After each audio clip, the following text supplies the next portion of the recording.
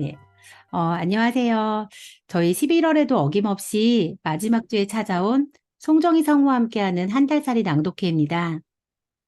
저희는 송정희 성우님께 1년간의 낭독 교육을 마친 수강생들이 한 달 한 책으로 낭독을 하고 있고요. 그 책을 가지고 이렇게 낭독회를 열고 있습니다. 11월은 저희 가상 배경화면 보시면 나와 있죠? 낭독을 시작합니다.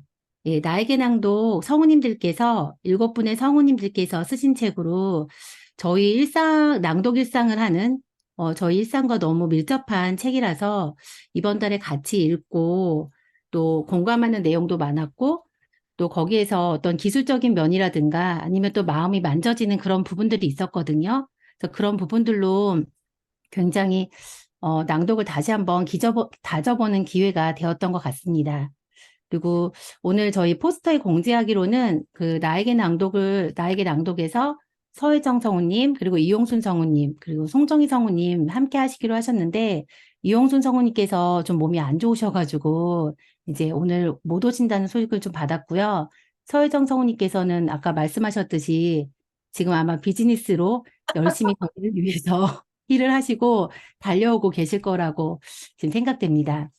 아, 그래서 그리고 저희는, 예, 그 이용순 선배님이 너무너무 안타깝고, 예, 너무 참석하고 싶으셨는데, 예, 같이 못해서 너무 섭섭하다고. 근데 지금이 좀 눈의 피로도가 좀 높으셔가지고, 음, 눈이 약간 이게 핏줄이 터지셨어요.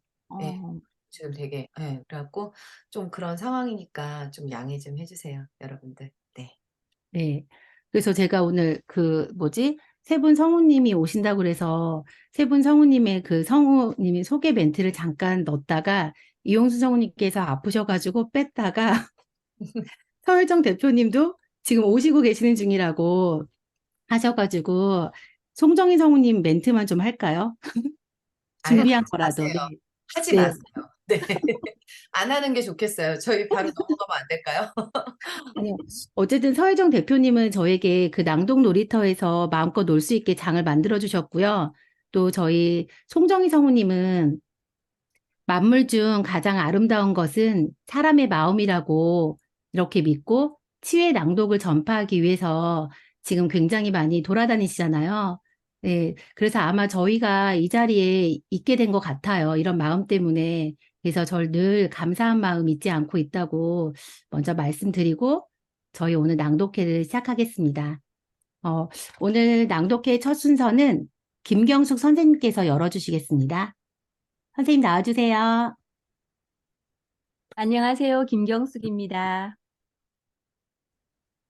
네, 제가 이 책을 낭독하며 인상에 남은 부분은요. 그 7분의 성우님들의 낭독 노하우가 이 책에 고스란히 다 담겨져 있다는 것입니다. 그리고 낭독은 잘 하려고만 해서는 결코 잘 되지 않더라고요. 편안하게 즐길 때 어느 순간 잘하는 낭독으로 거듭날이라는 생각을 하게 되었습니다. 저에게 낭독은 쉼과 여행입니다. 작가님들이 쓴 글을 따라가다 보면 여행하는 기분이 듭니다. 저에게 여행은 쉼이거든요. 특히나 이 멋진 여행을 낭독 친구들과 함께 한다는 그 느낌이 참 좋습니다.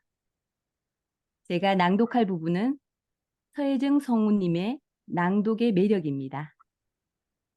이제 저의 낭독을 시작하겠습니다.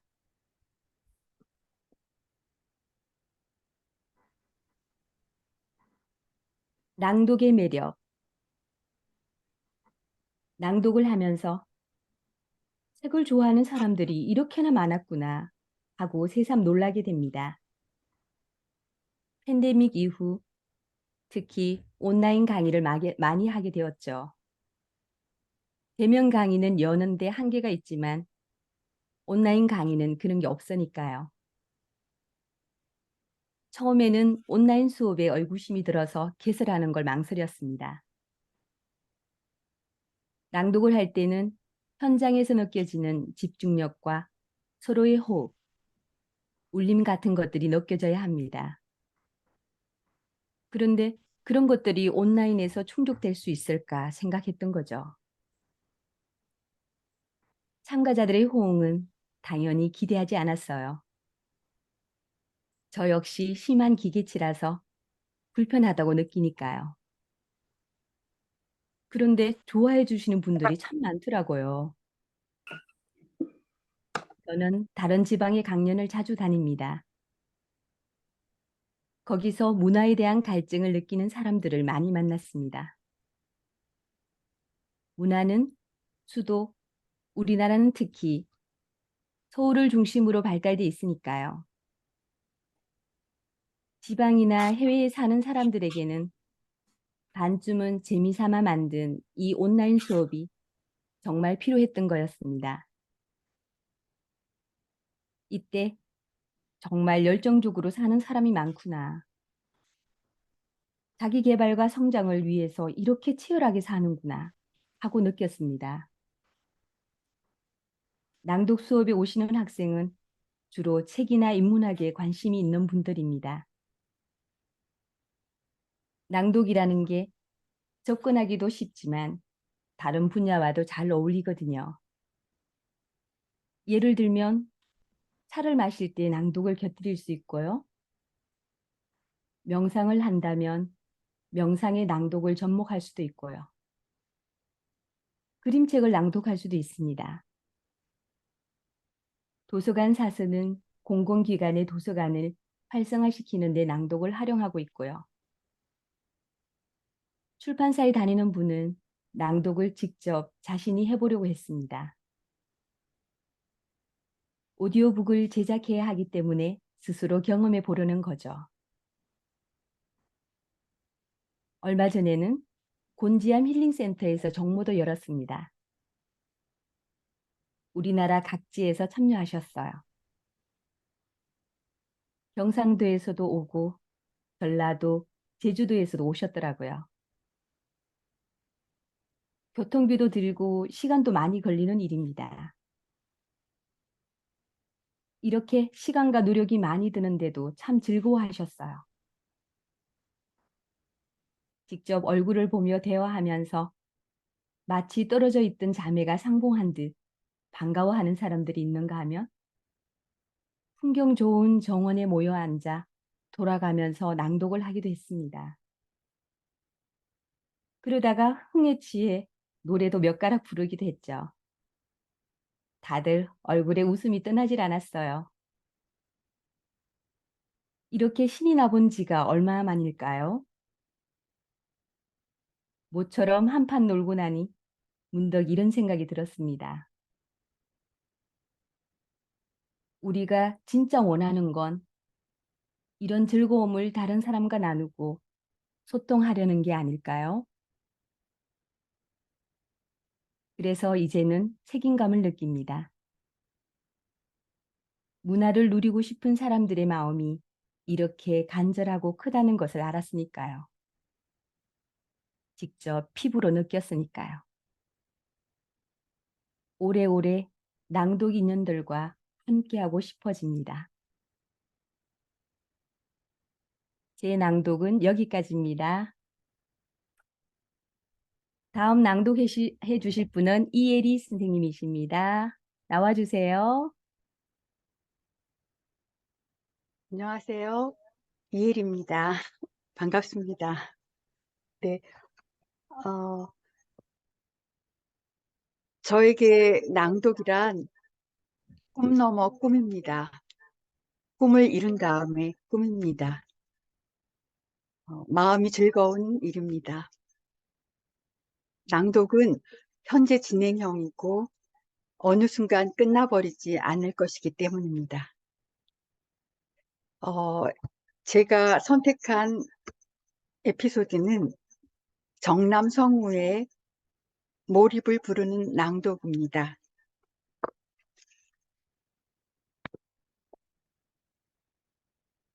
지금 시작하겠습니다. 몰입을 부르는 낭독, 정남.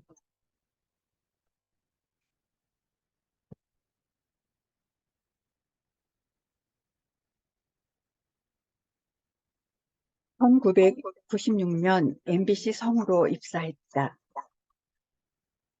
목소리로 가늘고 길게 일하며 소소한 행복 속에 살기를 꿈꾼다. 그래서 나뿐 아니라 타인에게도 울림을 전할 수 있다면 참 좋은 삶이 될 거라 생각한다. 서강대 언론대학원에서 미디어 교육을 전공하였고 EBS 명의, 기리의 인생과 영화 닥터 스트레인지, CF 등 부드럽고 온기 있는 목소리로 활동하고 있다. 부족한 나를 다독이며 느리게 재미도 찾아가면서 살고 있다. 호흡에는 리듬이 있다. 문자보다는 이야기에 힘이 셌던 먼 옛날에 호메로우스라는 사람이 있었습니다. 그리스 전역을 떠돌며 노래하는 눈먼 가게. 그는 영웅담을 전하는 이야기꾼이자 사상가였습니다. 훗날 호메로스의 일리아드는 총 24권의 15,000행이나 되는 긴 서사시로였는데 어떻게 이 긴 내용을 말로 다 풀어낼 수 있었을까요? 호메로스는 이야기를 아주 실감나게 구현했다고 합니다. 게다가 그의 스토리텔링에는 공식이 있었죠. 리듬, 반복, 운율, 전형적인 표현처럼 누구나 바로 떠올릴 수 있는 패턴을 적용한 것이었습니다. 일정한 패턴은 긴 글을 외우기에도 좋고 청중을 집중시키기에도 좋았을 것입니다. 높은 집중감 속에서 흘러나오는 이야기는 귀를 자극할 뿐 아니라 보고 냄새 맡게 하고 때론 촉감까지 느끼게 합니다. 오감을 자극한다는 얘기입니다. 저는 반복되는 말과 리듬이 우리를 마치 소용돌이처럼 몰입으로 이끈다고 믿습니다. 불교의 나무아비타불이나 개신교의 방언, 천주교의 성모송은 반복을 통해 접신의 경지로 안내합니다. 심지어 영화 여고괴담에서도 분신사바를 반복하며 귀신을 부르지 않았던가요?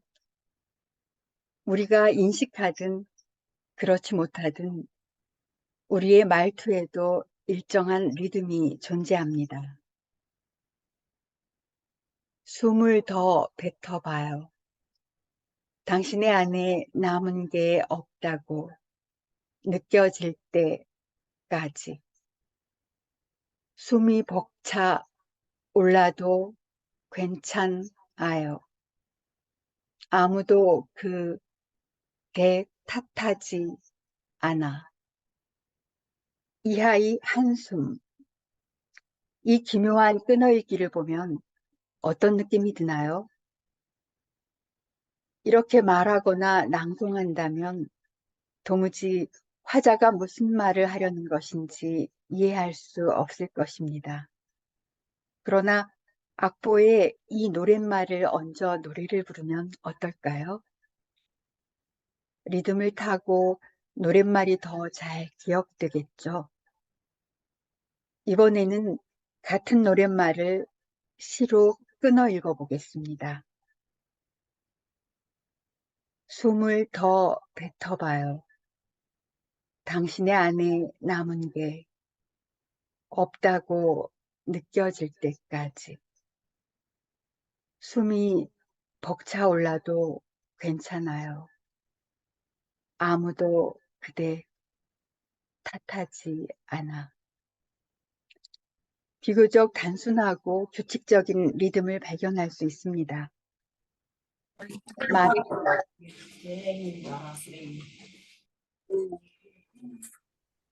말의 리듬은 호흡과 직결되기 때문입니다. 여러분은 말이 되게 끊는 게 당연하지 않냐고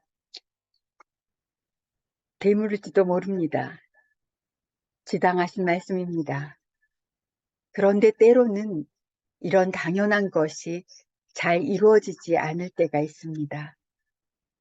글을 말로 옮길 때가 그렇습니다.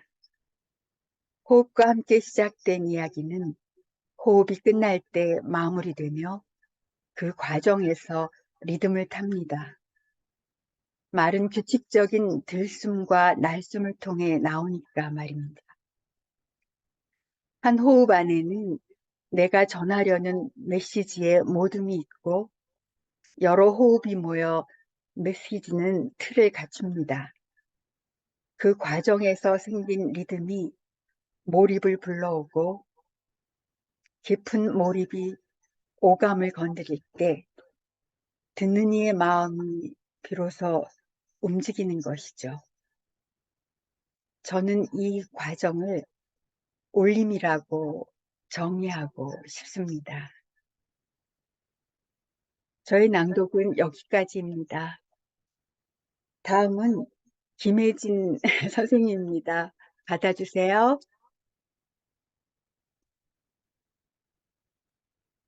네, 안녕하세요. 김혜진입니다. 저에게 낭독은 명상입니다. 메디테이션입니다. 아, 낭독을 하면서 항상 차분해지는 저를 발견하기 때문에 항상 나에게 낭독을 물을 때 저는 지금까지 명상이라고 고집해왔고요. 이번에 책을 읽으면서 느낀 건데, 아, 여기 있는 성우님들은 뭐 최하 10년, 20년, 30년 다 그런 경력자들이신데, 지금도 책을 대할 때 이렇게 설레고 떨리고 행복할 수 있다는 게 너무 부러웠고, 아, 내가 선택한 길이 뭐 참 발 잘 디뎠구나, 이런 생각을 했습니다. 저는 이제 3년 돼 가는데요. 동그라미 하나 더 붙여서 30년 될 때까지 이 길에서 행복할 수 있다면, 아, 이 업계 발 잘 들였네. 아, 풍요로운 중년으로 늙어갈 수 있겠구나 하면서 행복하게 한 달 살이 했었습니다. 저는 임미진 성우님의 책 그 뒷부분 166페이지부터 할 겁니다.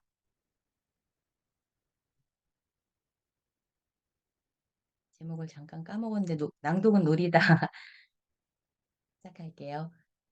낭독은 놀이다.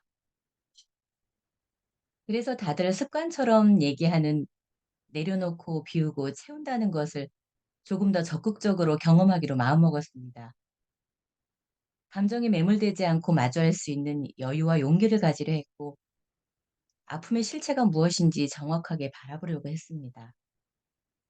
내 외부의 부정적인 자극으로부터 저를 보호해줄 완충지대를 찾고 싶었어요. 인생 선배들이 삶의 균형을 잡는 방식도 제 삶에 적용하려고 노력했습니다.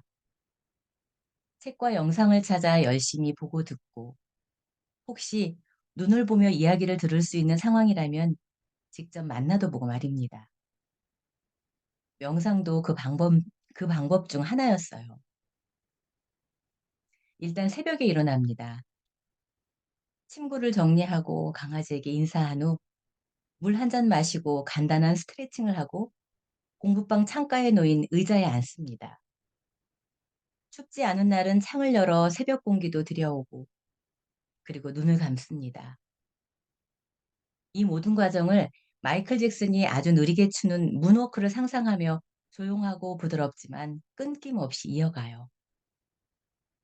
그렇게 가만히 앉아 있으면 고요하고 평화로운 공간이 만들어내는 작고 섬세한 소리들이 들려요. 그 소리를 따라 꼬리를 물고 떠오르는 제 머릿속의 잡생각들도 보이고요. 처음엔 묵직하고 안정감 있게 가라앉은 새벽 공기를 느끼는 것만으로도 충분했습니다.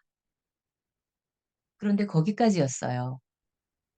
생각과 감정의 찌꺼기를 걸러내 가벼워지고도 싶고, 보고 배운 여러 방법들로부터 명상 상태를 경험하고도 싶은데, 잡념은 생각의 흐름을 따라 조용히, 하지만 끊임없이 춤추고 있었습니다. 사람이 하루에 5, 6만 가지의 생각을 한다는데, 지금 이 순간에 하루치 생각을 다 할 수 있을 것 같은 느낌마저 들었어요. 그렇게 잡념에 집중하는 새벽을 며칠이나 반복하다가 시간 낭비하지 말고 책이나 읽자고 생각을 고쳐먹었습니다. 그래서 좋아하는 명상서적 한 권을 꺼내 들었습니다. 묵독을 하다가 금방 눈의 집중력이 흐려져서 명상서적 속에 있는 글귀들을 소리내어 읽었습니다. 경건하고 정갈하게요. 끊임없이 무엇인가를 읽는 직업이라 낭독의 좋은 점들에 대해선 차고 넘치게 잘 알고 있었지요. 하지만 그 때문에 밥벌이가 아니면 입을 쉬게 해주고 싶어서 사사로운 낭독을 즐기지는 않았었는데 그 새벽 소리내어 명상서적의 내용을 읽기 시작했을 때 경험은 조금 다른 것이었습니다. 말씀드린 대로 저는 제 공부방 창가에 의자를 놓고 앉아 있었습니다. 낭독을 시작할 때는 이 방의 공간감, 의자에 맞닿은 내 피부, 창밖의 뭉툭한 소음, 소리내어 읽고 있는 내용, 이 모든 것을 의식하는 나 자신까지 하나하나 느꼈어요. 그러다 어느 순간 의자에 앉아 책을 읽고 있는 나와 책의 내용만 의식하게 됐어요.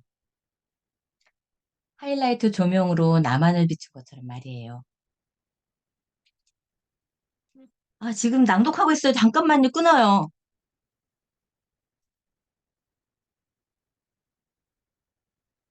공간과 소음은 언제인지도 모르게 물러났습니다.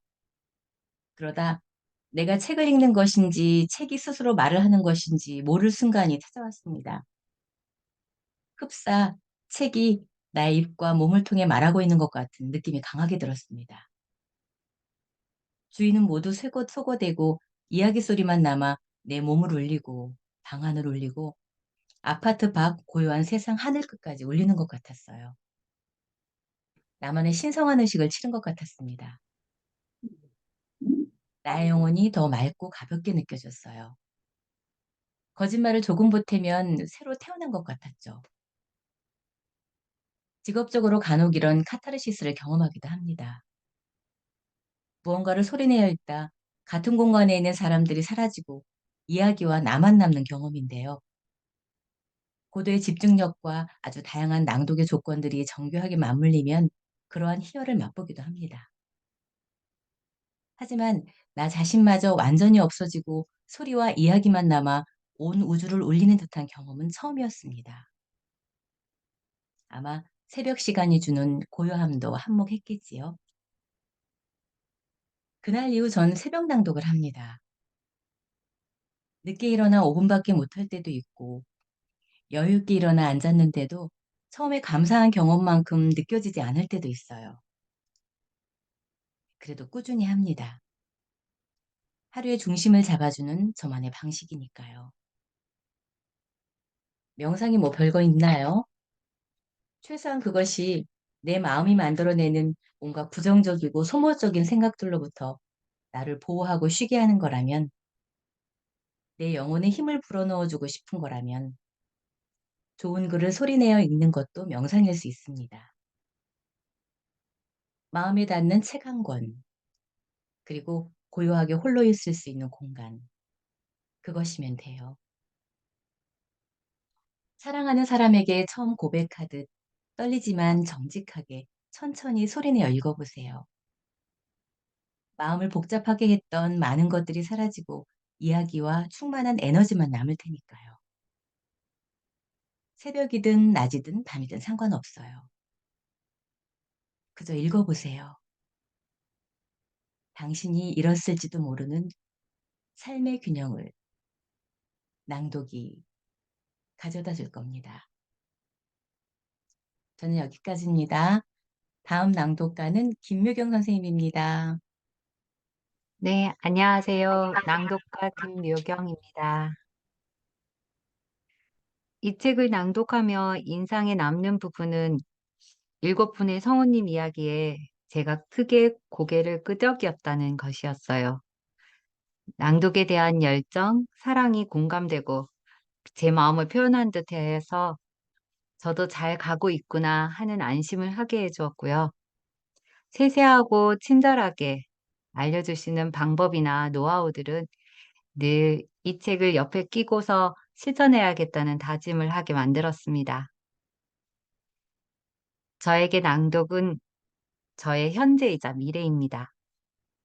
낭독을 하고 있는 동안 온전히 나로서 존재하고 낭독을 통해 주변에 선한 영향력을 끼칠 수 있어서 저는 정말 행복합니다. 저의 낭독을 시작합니다. 임미진, 낭독은 놀이다. 몸으로 말해요. 글을 읽다 보면 쓴 사람이 고스란히 드러날 때가 있죠. 낭독도 그렇습니다. 낭독자가 어떤 성향의 사람일 거라는 짐작이 들어맞을 때가 많아요. 학생들과 낭독을 하다 보면 마치 글의 장면을 저에게 중계하듯 생생하게 표현해내는 분들이 있지만 그렇지 않는 분들이 더 많습니다. 그분들에게 저는 모든 글은 이야기고 말이에요. 이야기는 꺼내어 읽고 절정을 맺고 마무리하는 과정이 있잖아요. 평소 우리 일상의 말도 마찬가지고요. 그러니 책 속 이야기를 여러분의 이야기라고 상상하세요. 어떤 내용이든 말이에요. 그러면 낭독의 흐름이 생길 거예요. 라고 말씀드리는데 그러면 변화가 생기기도 해요. 그런데 이렇게 저렇게 바꿔서 전해도 바뀌지 않는 분들이 있어요. 강조도 없고 띄어쓰기대로만 작게 끊어 읽고 어미나 조사 처리 패턴이 일정해서 밋밋한 낭독을 이어가곤 합니다. 그분들은 표정 변화도 많지 않으세요. 얼굴에 있는 근육들을 거의 사용하지 않으시죠. 가만히 지켜보다 혹시 평소 감정 표현이 많지 않다고 생각한 적 있으세요? 아니면 기복 없이 무던한 편이신가요? 하고 물으면 대답 대신 멋쩍은 미소를 보내옵니다. 그야말로 감정의 높낮이가 거의 없는 성향이어서 주위 사람들이 답답해하는 경우도 덜어 있다고도 하기도 하고 표현을 충분히 하고 있다고 생각했지만 남들이 보기엔 여전히 몸이 건조하다는 분. 마음속 불덩이를 꺼내 시원해지고 싶은데 자신도 어찌해야 할지 모르겠다는 분들도 있죠. 이런 성향들이 낭독에 고스란히 드러난다는 게 신기하죠? 잠깐이라면 몰라도 거듭되는 말과 행동에는 나의 생각과 감정이 그대로 묻어납니다. 나 따로, 낭독 따로는 있을 수 없어요. 본인 생긴 대로, 살아온 대로 나오는 게 낭독이에요. 하여튼 이런 분들에게는 목소리 대신 몸으로 말씀하시라고 합니다. 청각장애인을 위해 수화를 한다고 상상하고 글의 내용과 정서를 상대가 정확하게 그리고 충분히 느낄 수 있도록 눈으로, 눈썹으로, 코로, 입모양으로, 광대로, 손으로, 동작으로 설명하라고 해요. 본인이 할 수 있는 최대한 크고 하게 말이에요. 보이면 보이는 대로, 들리면 들리는 대로, 냄새 맡아지면 맡아지는 대로, 살갗에 느껴지는 촉감대로, 맛이 느껴지면 그 맛을, 소리를 대신해 여러분의 소중한 몸으로 말해보세요. 어때요? 쑥스러워서 쥐구멍 찾는 중이라고요? 하지만 몸도 표현의 도구예요. 상대에게 말의 내용만 전달하는 게 아니잖아요. 메시지는 여러분의 말, 표정과 몸으로 동시다발적이고 유기적으로 표현됩니다. 삐딱하게 기대 앉은 자세, 완고한 팔짱, 지루한 눈빛을 하고 연인에게 사랑해 하고 말한다면 그 진심은 전혀 통하지 않을 거예요. 유치하고 어색하게 느껴지더라도 집중력이 짧은 어린아이에게 이야기하듯 혹은 소리를 들을 수 없는 환경에 계신 분과 대화하듯 최선을 다해 몸으로 소통해 보세요. 몸의 표현이 풍부해지고 익숙해지면 텍스트를 상상하고 그리는 능력도 좋아져서 낭독이 훨씬 자연스러워집니다. 마이크 앞에서도 입과 얼굴 근육을 써서 메시지를 섬세하게 느끼고 표현해낼 수 있습니다. 자신이 만든 틀의 한계를 훌쩍 뛰어넘어 보세요. 낭독은 나를 통해 표현하니 결국은 나를 드러내는 일이에요. 그 과정에서 일어나는 일들을 즐기는 게 낭독이잖아요. 활짝 열려 있는 표현의 세계가 오히려 당신을 더 자유롭게 해줄 겁니다. 저의 낭독은 여기까지입니다. 다음은 임현순 선생님 나와주세요. 네, 김묘경 선생님 낭독 잘 들었습니다. 제가 굉장히 낭독은 나를 드러내는 거라고 해서 늘 무서워했던 기억이 새록새록 떠오르고 있었어요. 저는 이용순 성우님께서 쓰신 글을 낭독할 건데요. 그 안에 보면은 밤에 듣는 자기 녹음한 목소리를 밤에 들으라는 이야기가 나와요. 네, 저하고 딱, 이 시점에서 맞았다고 생각하는 게 저는 제 목소리, 낭독보다는 제 목소리를 먼저 듣는 것이 가장 큰 숙제였거든요. 그게 너무 듣기가 싫었어가지고, 그거를 넘어서야지, 그다음부터는 뭐, 낭독을 갖다 공부를 한다거나 그럴 상황이었었는데, 이렇게 계속 이곳에서 머무르고 있다 보니까 어느덧 저도 잠잘 때 그날 녹음한 거를 잠자리에서 틀기 시작했어요. 그래서 물론 남편은 싫다고 막 끄라고 하는데, 네, 감사합니다. 그러거나 말거나 듣고 가끔 이제 배려 차원에서 이어폰을 끼고 듣다가 잠이 들기도 하는데요. 어, 듣다 보면 약간 듣는 게도 가끔 생겨가지고 뭐 억양이나 발음이나 저한테도 들리는 게 있어요. 그러면은 예전 같았으면 바로 끄거나 못 들었을 텐데 요즘은 그냥 아이고 아이고 틀렸어 내일 당장 일어나서 한번 해보자 뭐 이런 생각도 하면서 하는 거 보면은 제 스스로가 낭독을 통해서 좀 건강해졌다는 생각이 좀 들더라고요. 그리고 제가 낭독할 부분은 그 다음에 성우님께서 그 낭독자와 그리고 청자의 그 장점에 대해서 얘기해 주신 부분이 있어요. 그래서 그 부분을 낭독하려고 합니다. 그럼 저의 낭독을 시작합니다.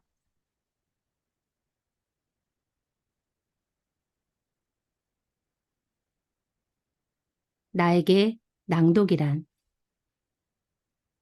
낭독 수업을 한 지 얼마 지나지 않아 한 수강생이 제출한 그 많던 싱아는 누가 다 먹었을까를 들을 때였어요. 늘 코를 흘리고 다녔다라는 첫 문장을 듣자마자 마음이 끌렸습니다. 계속 듣다 보니 재밌었고 어느 순간부터 다음 내용이 정말 궁금해져서 과제를 기다리게 되더군요. 그리고 어느샌가 그녀가 읽어주는 1940년대 박적골에 들어가 있는 나를 발견하게 되었습니다. 할아버지의 사랑을 듬뿍 받고 자란 여자아이의 당당함과 고향에 대한 자부심이 목소리에 그대로 묻어났으며 주인공이 자라난 마을의 전경이 눈앞에 펼쳐졌고 가족, 친지 간의 정겨움도 고스란히 느껴졌습니다. 내가 직접 눈으로 읽을 땐 어떻게 받아들여질지 궁금해서 당장 책을 구입했어요. 하지만 이내 덮어버리고 말았습니다. 그녀가 읽어준 세상과 달랐기 때문이에요. 그녀의 낭독으로 그 책을 완독하고 싶었습니다. 처음에는 마치 그녀 자신이 직접 겪은 이야기를 듣는 듯했고 나중에는 뭔가를 그녀와 함께 경험한 것 같은 착각이 들기도 했습니다. 맞아요. 저는 그녀가 들려주던 그 세계를 함께 경험했던 겁니다. 이런 것이 공감이고 소통이겠죠. 책은 독자에게 가다 한 권 한 권 새로 쓰여진다는 한강 작가의 말처럼 같은 책이어도 읽는 사람에 따라 느낌이 달라질 테니 낭독자마다 새로이 그려지는 세상을 함께 공유할 수 있다는 건 낭독의 가장 큰 장점이 아닐까 싶습니다. 이것이 제가 청자로서 느낀 낭독의 좋은 점이라면 낭독자로서 누릴 수 있는 장점도 있습니다. 바로 카타르시스입니다. 낭독을 하는 순간 몰입을 통해 책 속 세상을 경험하고 책 속 인물들과 공감하게 되면 묘한 카타르시스를 느낄 때가 있습니다. 이것은 우리가 평소에 말할 때 자신의 목소리를 신경 쓰지 않는 것처럼 낭독하는 자신을 의식하지 않고 책의 내용을 이야기하고 있는 자신만이 존재할 때 비로소 가능해집니다. 오로지 책 속 세상에 관해 이야기하고자 하는 목적과 대상이 있을 뿐이지요. 그때는 낭독하고 있는 자신의 목소리가 거의 들리지도 않습니다. 물론 집중과 몰입이 필요하다 보니 낭독을 할 때마다 쉽게 카타르시스를 느낄 수 있는 건 아니지만 저는 늘 이런 순간을 기대하며 낭독을 합니다. 그리고 이 경이로운 경험을 많은 사람들에게 전파하고 싶어 낭독을 권하고 있고요. 낭독은 다소 느릴 수는 있지만 놓치는 건 없답니다. 상황에 딱 들어맞는 절묘한 표현이나 마음에 와닿는 의미심장한 구절들, 그런 문장들을 음절 하나하나 놓치지 않고 그 음가를 제대로 발음해 곱씹다 보면 가발을 꼭꼭 씹어야만 그 본연의 단맛을 맛볼 수 있듯 우리말이 지닌 음악적 아름다움도 느낄 수 있습니다. 또 단어 하나하나의 의미를 되새겨보면 참 예쁘고 소중한 말이구나 싶을 때도 있고 진리마저 깨달을 때도 있습니다. 처음엔 다소 서툴고 부끄러울 수도 있지만 나를 바라봐주고 나에게 귀 기울여주는 사람들이 있다는 걸 잊지 마세요. 지금 바로 옆에 있는 책을 펴고 소리내어 읽어보세요. 그리고 낭독이 주는 즐거움을 만끽하시길 바랍니다. 네, 저의 낭독은 여기까지입니다. 다음은 장나원 선생님께서 낭독해 주시겠습니다. 네, 안녕하세요. 예, 저에게 있어 낭독은 사교의 장입니다. 저는 아직 낭독의 기쁨은 잘 모릅니다. 낭독을 통해 알게 된 소중한 만남이 더 큰 기쁨이니까요.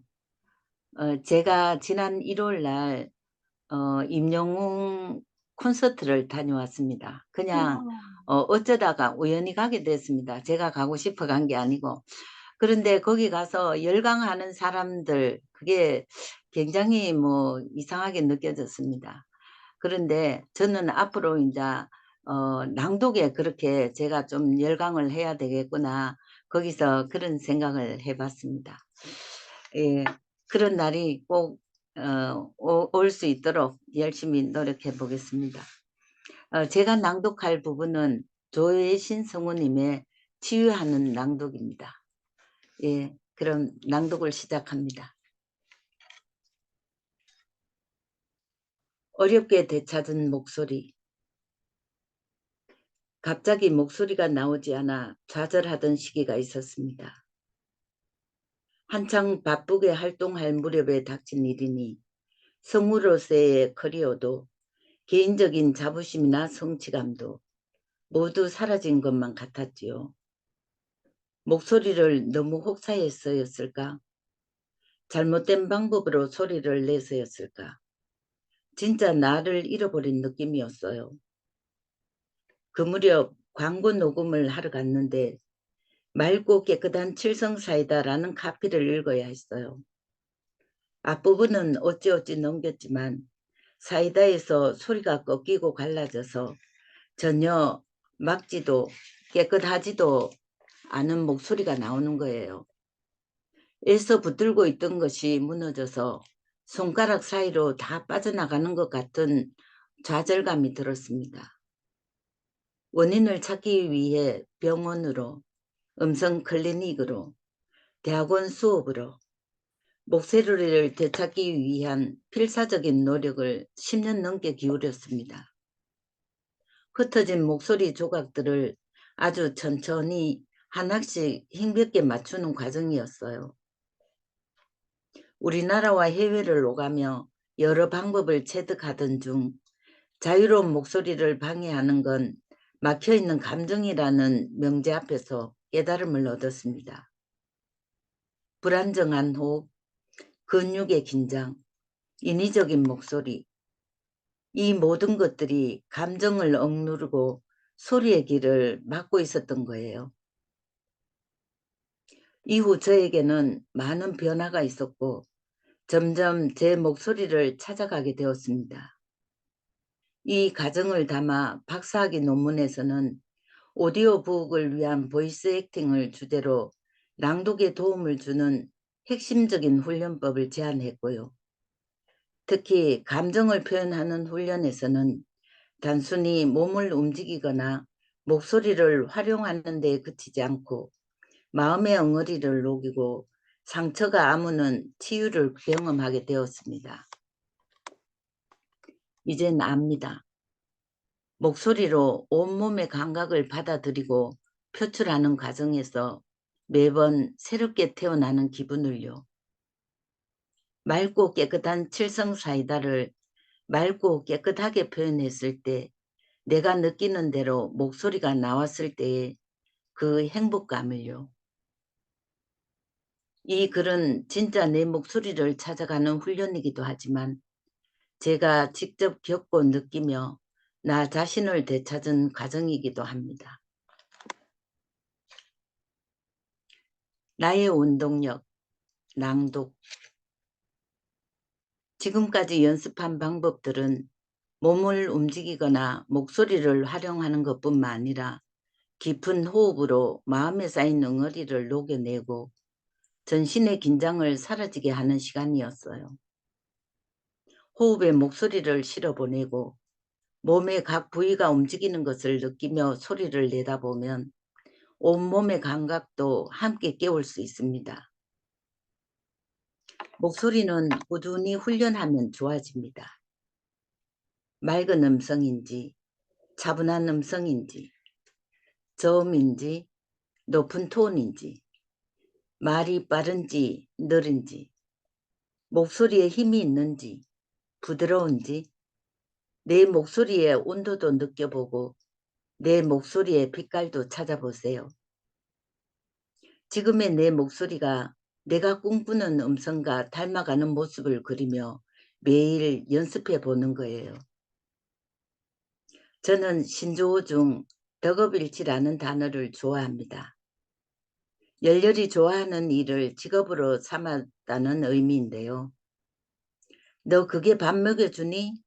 라고 누가 물으면 즐겁게 네 라고 대답할 수 있는 상황인 거죠.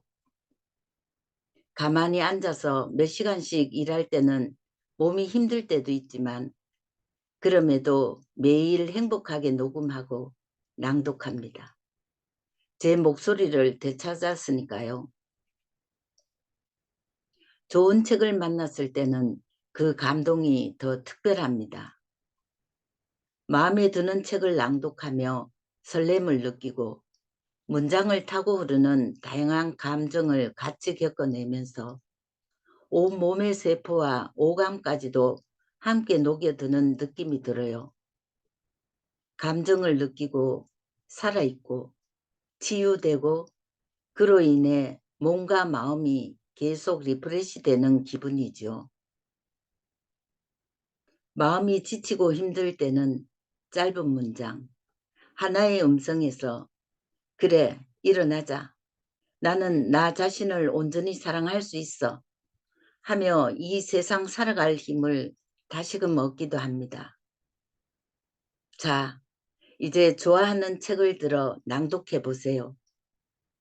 늘 새로 태어난 일신, 우일신을 경험하게 되실 거예요. 네, 제가 낭독할 부분은 여기까지입니다. 다음은 신정민 선생님께서 낭독을 이어가시겠습니다. 네, 장나원 선생님 잘 들었습니다. 저는 이 책 처음 들었을 때 먼저 7분의 성우님들 성이 모두 다른 거 보고 혼자서 피식 웃었어요. 왜냐하면은 저희 콜라낭도 8명 멤버가 다 성이 다르거든요. 그래서 '아 우리도 성우님들처럼 잘할 수 있을까?' 이랬었어요. 성우님들 모두 각자의 다른 자리에서 이 글을 쓰셨을 텐데 그 결이 같은 거를 보고서 그리고 또 다른 방법으로 이렇게 말씀해 주신 거를 보고서 '아 낭독은 이렇게 다각적으로 참 매력이 있는 분야구나.'라는 거를 좀 알게 되었어요. 그리고 나에게 낭독이란 몰입의 세계로 초대하는 마력이라고 저는 생각이 들어요. 그래서 잘하든 못하든 낭독을 하는 순간의 몰입은 오로지 저에게 집중할 수 있는 시간이라 너무 좋습니다. 제가 오늘 준비한 낭독은 저의 첫 번째 낭독 선생님이신 문선희 성우님의 글을 요약 정리해서 한번 낭독해 보겠습니다. 저의 낭독을 시작합니다.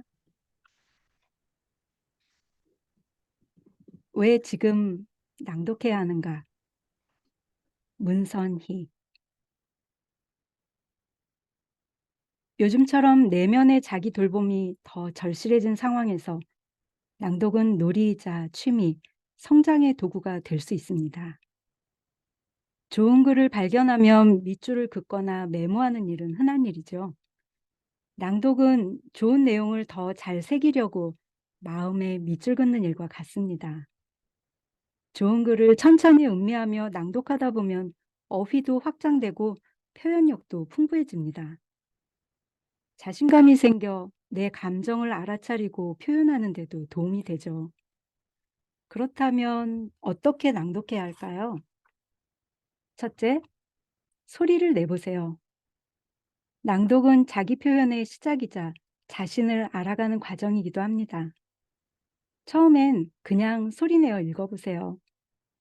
내 목소리를 듣고 자신을 마주해야 합니다.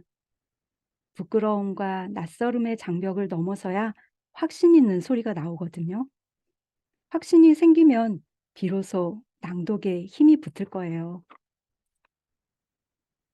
둘째, 읽지 말고 말해보세요. 낭독을 더 잘하고 싶어서 찾아오신 분에게 가장 먼저 제안하는 것은 말하듯 읽어보세요입니다. 저는 낭독자들에게 방금 읽은 글이 무슨 내용인지 말로 설명해 보라고 합니다. 그러면 대답을 잘 못하는 경우가 있어요. 그냥 소리만 따라갔기 때문이죠. 단어가 주는 뉘앙스, 글에 담긴 의미와 감정을 낭독에 담아야 합니다. 그 문장이 무엇을 말하는지에만 집중해 보세요. 셋째, 메타인지 낭독을 해보세요. 메타인지 학습법은 내가 무엇을 알고 모르는지를 명확히 아는 것을 말하죠. 자신에게든 타인에게든 상대가 바로 앞에 있다고 생각하면서 호흡을 가라앉히고 친절하게 읽어보세요. 듣는 이가 내용을 잘 이해하도록 정성을 쏟아서요. 정확한 의미, 여기에 감성과 에너지까지 전달한다면 더할 나위 없이 좋은 낭독이 될 것입니다. 넷째, 잘 들어보세요. 낭독을 잘 하려면 듣는 귀가 생겨야 합니다. 다른 이가 들려주는 낭독에도 귀를 내어주세요. 결국 낭독은 경청의 시작인 셈이죠. 이때는 무심히 듣고만 있는 것보다 마음을 이해하며 들으려고 노력해보면 어떨까요? 소리 뒤에 있는 상대방의 마음을 읽을 수 있습니다. 다른 사람의 소리를 잘 들을 수 있어야 내면에서 들려주는 내 소리도 알아챌 수 있습니다. 다섯째, 대상을 두고 낭독하세요. 내 앞에 사랑하는 사람이 있다고 상상하고 눈을 마주치며 낭독하는 거예요. 사랑하는 사람을 떠올리는 이유는 낭독에 미소와 생기 어린 목소리가 더해지기 때문입니다. 사랑하는 마음으로 낭독해야 마음에 가 닿을 수 있거든요.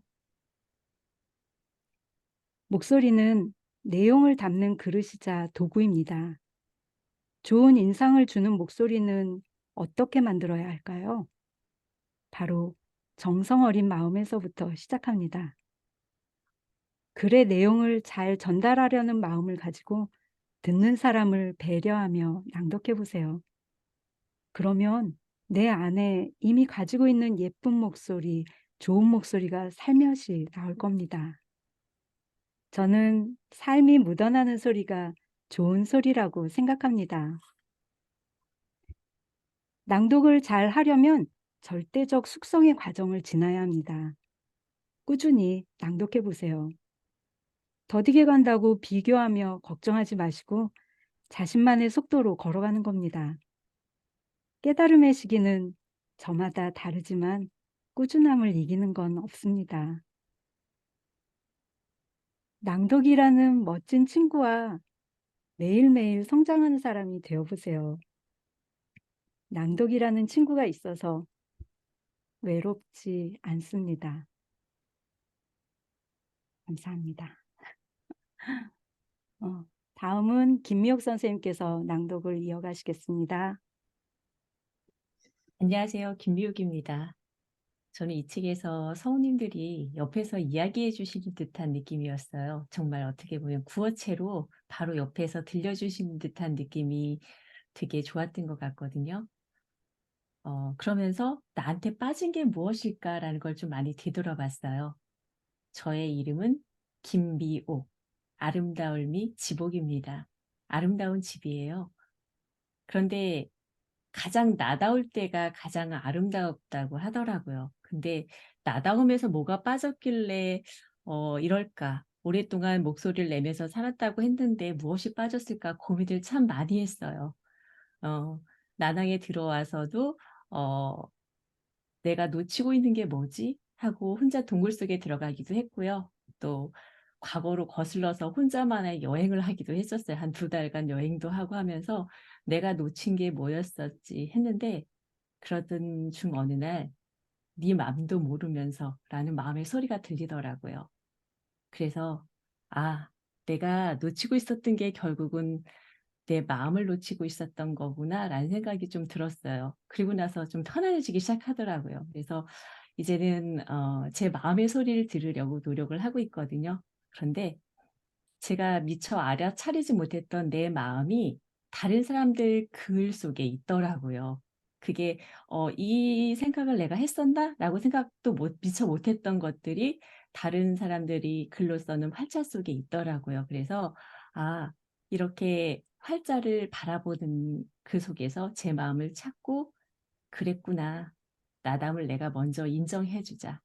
이렇게 생각하면서 거기에 어울리는 마음의 소리꽃을 한 송이씩 살포시 피워보려고 합니다. 그래서 저에게 낭독이란 내 마음 하나 알아주는 포옹이라고 생각합니다.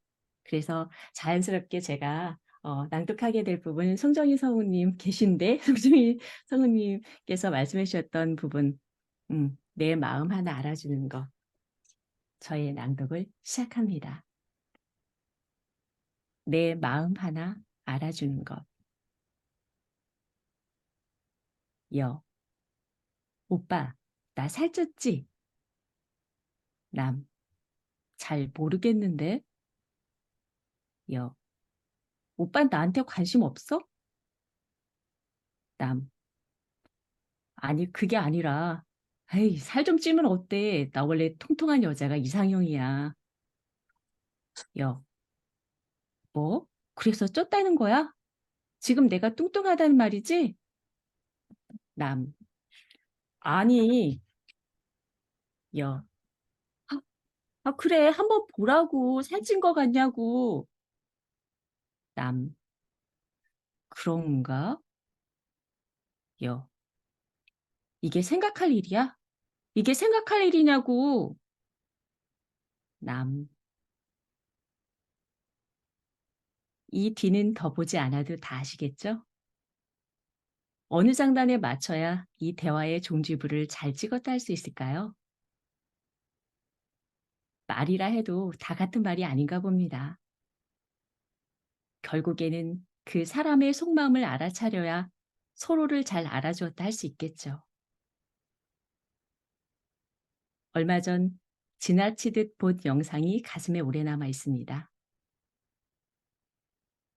늦은 밤 한 지하철역에서 잔뜩 취한 아저씨가 고래고래 소리를 지르며 술주정을 하고 있었습니다.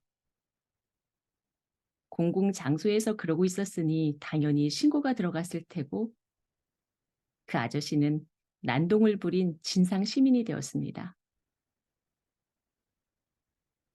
경찰들이 그 아저씨를 제지하던 순간 한 청년이 아저씨에게 가까이 다가가 따뜻하게 안아주었습니다. 아저씨는 청년의 어깨에 얼굴을 묻은 채 조용히 숨을 고르고 경찰도 거친 제지를 멈추었습니다. 이 영상은 난동 부리는 취객을 포옹으로 진정시킨 청년이란 제목으로 전해졌습니다. 이 아저씨의 난동을 멈춘 힘은 무엇이었을까요? 한 사람이 누군가의 마음 하나 알아주는 것, 이런 걸 공감이라고 하나요? 그래요, 공감. 문득 이런 생각이 들었습니다. 공감은 내 관점이 아닌 상대방의 관점으로 바라보는 것 아닐까요? 내 한계를 넘어서지 못하면 결코 쉽지 않습니다. 그런데 이 청년은 이걸 아주 쉽게 해냈군요. 사람 마음 하나 알아주는 일이요. 그런데 이 마음이라는 게 눈에 보이지 않아서 힘들다는 겁니다. 보이지 않는다고 해서 없는 것도 아니고 말입니다. 저는 보이지 않는 이 세계를 조금이나마 엿볼 수 있게 해놓은 것이 바로 활자라고 생각합니다. 그러니 텍스트를 바라본다는 것은 보이지 않는 누군가의 생각과 마음, 영혼까지도 만날 수 있는 일입니다. 참 신비하고 대단합니다. 흥미롭고 재미있는 작업이기도 합니다. 이런 생각으로 이어졌습니다. 낭독을 통해 활자에 대한 이해와 공감과 경청이 잘 이루어진다라면 사람과 사람 사이의 소통의 공간도 조금이나마 넓어지지 않을까 하는 생각으로요. 내 마음도 타인의 마음도 낭독이란 이름으로 포옹해 줄 수 있는 시간이 되길 바랍니다. 처음에는 자신의 목소리를 들어보면 어색하고 낯섭니다. 때로는 듣기 싫을 수도 있고요. 부정적인 생각만 떠오르기도 할 겁니다. 부드럽게 하면 가식적으로 들리고 평소 톤으로 편하게 하면 긴장감이 떨어지고 리듬을 타면 구연동화하는 것 같고 천천히 낭독하면 너무 우울하게 들리고 나름대로 감정을 넣어서 낭독하면 유치하게 들리고 어떠세요? 자신을 향한 칭찬 하나 없는 이 칼날과 같은 지적. 이 칼날로 낭독의 즐거움을 빼앗지는 마시기를요. 한번 이렇게 관점을 바꿔보면 어떨까요? 부드럽게 말하면 가식적일 수도 있어. 편하면 긴장감이 떨어지는 건 당연한 거고 그 대신 이완할 수 있잖아. 이완할 수 있잖아. 리듬을 타면서 내 감정을 끌어올리는 것도 때로는 필요해. 나는 소중하니까. 천천히 낭독하면서 우울한 감정을 느껴보는 것도 꽤 새롭구나. 조금 유치하게 들려도 괜찮아. 내가 좀 유치하잖아. 내 삶과 늘 함께 걸어온 내 목소리. 때로는 칼날과 같은 지적보다 지금도 충분히 괜찮다고 말해줄 수 있는 여유와 응원이 삶에 활력을 줍니다. 이런 힘이 생겨야 더 깊게 내 목소리를 직면하고 바라볼 수 있는 용기가 생긴다는 걸 기억해 주세요. 제 낭독은 여기까지입니다. 제 다음으로 낭독해 주실 분이 이 얘기를 해주셨던 손정희 성우님입니다. 네. 김미혁 선생님 낭독 너무 잘 들었습니다. 김미혁 선생님뿐만 아니라 우리 나에게 낭독의 낭독가들의 이 음성이 지금 이 시간 어떻게 이렇게 낭독을 아는 세계와 낭독을 모르는 세계가 있구나라는 생각이 들거든요. 낭독을 아는 세계에서 언어가 통한다라는 것, 통한다라는 거. 예. 이게 너무 감사하다는 생각이 들었거든요. 그리고 아마 낭독을 시작합니다.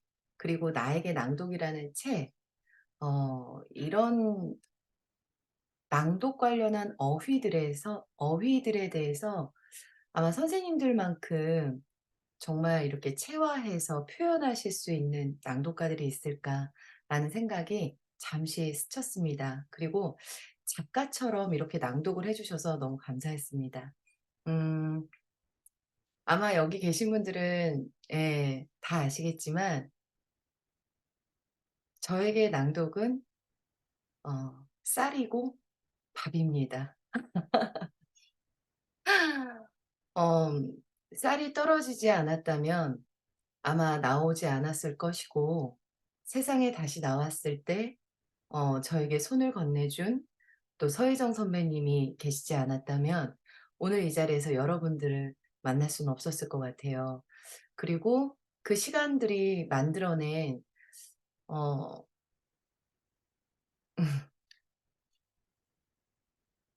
선생님들이 이렇게 낭독을 사랑하시고 또 어떻게 보면 또 저도 좀 많이 사랑해 주시잖아요. 그런데 제가 이렇게 누군가를 어떤 조직 안에서 오랜 시간 동안 이렇게 사랑하면서 이렇게 살아갈 수 있다는 것이 너무 감사하고요. 쌀이라는 육적인 양식이 떨어져서 세상에 나오게 됐지만 결국에는 제가 나와서 찾은 것은 영혼의 양식인 낭독과 책이었습니다. 그래서 그 안에 중심에는 낭독을 사랑하는 선생님들이 계셨고요. 그래서 조금은 예전보다는 조금 더 예쁘고 좀 잘 살고 싶다는 생각이 듭니다. 어, 낭독을 시작합니다에 같이 이렇게 함께 이름을 올릴 수 있어서 이렇게 대단한 선배님들과 같이 이름을 올릴 수 있어서 너무 감사하고요. 또 앞으로 낭독 문화 잘 전파할 수 있도록 열심히 노력하도록 하겠습니다. 그래요. 오늘 많은 분들 와주셨는데요. 음, 저는 이렇게 낭독을 배우러 오신 많은 분들께서 이렇게 낭독 강의를 들으시면 새로운 목소리가 뚝딱 만들어진다라는 생각을 제일 처음에 갖고 들어오시더라고요. 그런데 다 아시겠지만 낭독은 새치기가 없더라고요. 예.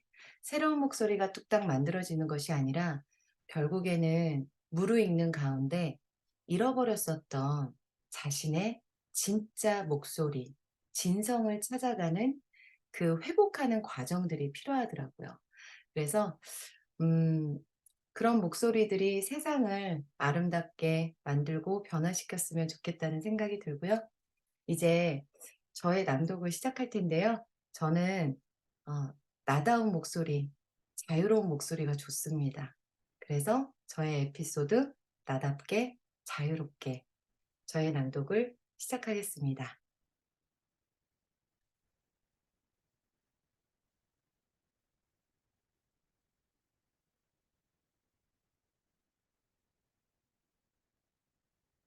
나답게 자유롭게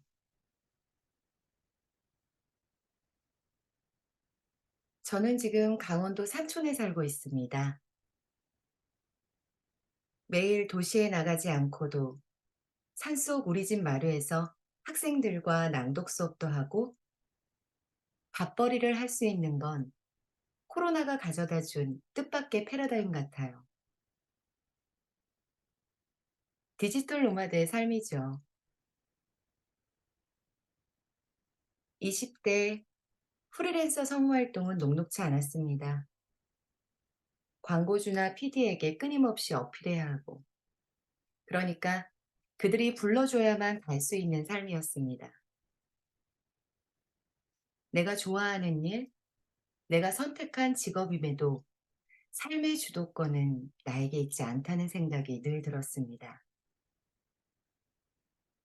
좀 더 성장해야 하고 성과를 보여야 하는 시기였지만 10년간의 활동을 내려놓고 긴 공백에 들어갔습니다. 우리가 생각하는 보편적인 삶에서 멀어지진 않았나. 일종의 번외인처럼 살아도 되나 하는 의구심은 종종 나타났다 사라지기를 반복했지만요. 자연과 깊게 교감하는 삶에서는 나다운 것이 뭘까라는 화두를 늘 마음에 두었습니다. 내가 성우다, 여자다, 나이가 몇 살이다 같은 외적인 것들은 잠시 미뤄두고 약간은 고집스러운 신념과 제 마음에만 집중한 시기였습니다. 나에게 낭독도 그 과정에서 쓴 책입니다.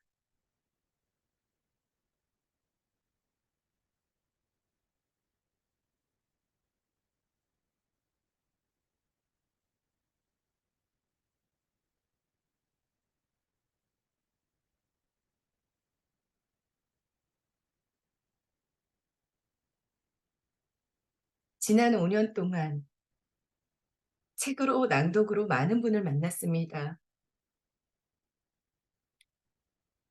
나에게 낭독의 이야기에 공감하는 분들, 낭독에 관심을 갖고 모인 분들,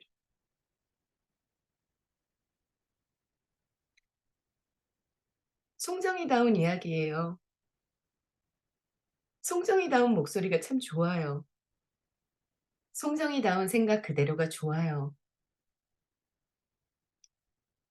이런 이야기를 들을 때마다 내가 나아가려는 방향이 잘못되지는 않았다는 확신이 듭니다. 오늘도 생각했습니다.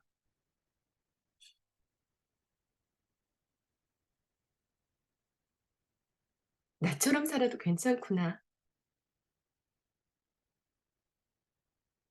나 지금 자유롭구나. 이제는 활자가 현실이 되는 순간을 계속 맞닥뜨리며 삽니다. 제 글을 수많은 분들이 끊임없이 낭독해주고 계시니까요. 그분들의 마음이 제게 스며들고 뭉클하게 전해지는 감동도 있습니다. 아빠가 돌아가셨던 얘기, 서혜정 선배와의 예화, 활자가 살아서 움직이는 경험을 할 때 가장 행복하고 또 가장 몰입이 되는 순간입니다. 저에게는 가장 큰 선물입니다. 기회가 된다면 여러분의 이야기도 들을 수 있으면 좋겠습니다. 낭독 인연으로 말이죠. 마지막으로 여러분에게 묻습니다.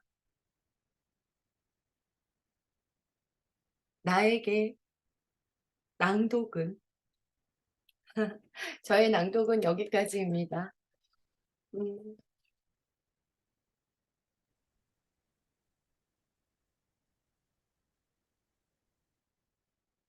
음.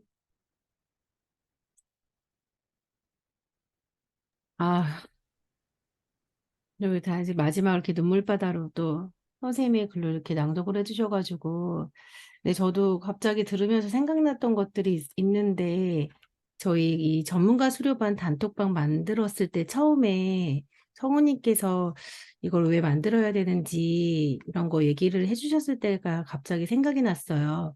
그래서 우리가 1년의 과정을, 전문가 과정을 마치고 1년 동안, 북내레이터가 돼서 이제 오디오 펍에 저희가 이제 녹음을 해가지고 올려야 되는, 뭐, 그걸 이제 바라보고 왔었잖아요. 근데 그렇지 않은 분들도 계셨단 말이죠.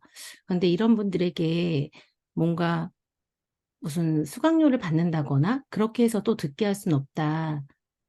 한데 모아서 같이 매일매일 낭독해서 이 낭독의 끈을 놓지 않고 갈 수 있는 그런 시스템을 만들고, 그리고 그 사람들이 이렇게 하면 이 낭독 문화를 각자가 살고 있는 지역에서 전파할 수 있는, 그렇게 성장해가는 모습을 보고 싶다. 이제 그렇게 말씀하셔가지고 굉장히, 그냥 대한민국에 이런 분이 있구나.